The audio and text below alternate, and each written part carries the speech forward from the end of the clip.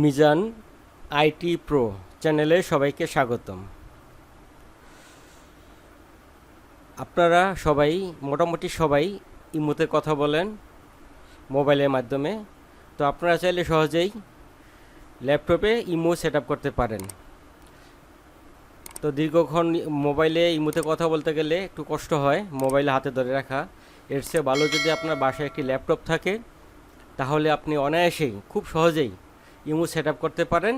এর জন্য প্রয়োজন হবে আপনার একটি ডেস্কটপ বা ল্যাপটপ, আর আপনার স্মার্টফোনে মোবাইল ইনস্টল করা থাকতে হবে।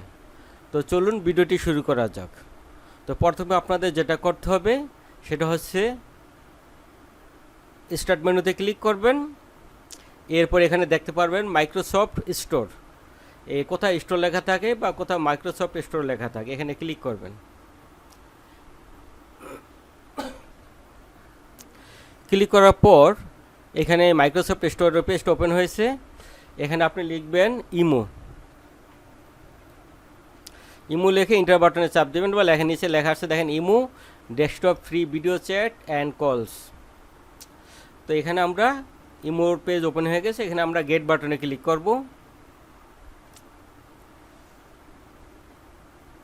একটু অপেক্ষা করতে হবে।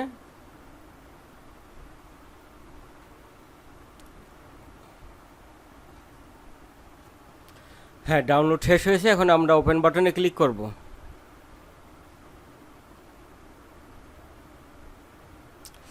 এরপরে দেখেন welcome to imo for desktop একটা মেসেজ এসেছে।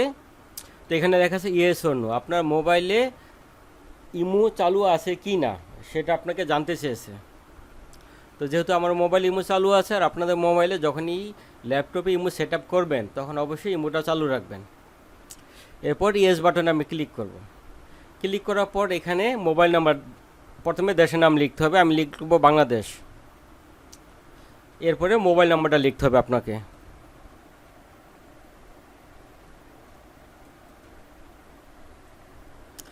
মোবাইল নাম্বার লেখার পর এখানে লেখা দেখেন এগ্রি অ্যান্ড কন্টিনিউ, এই বাটনে ক্লিক করব। ক্লিক করার পরেই আপনার মোবাইলে একটি মেসেজ চলে আসছে, দেখবেন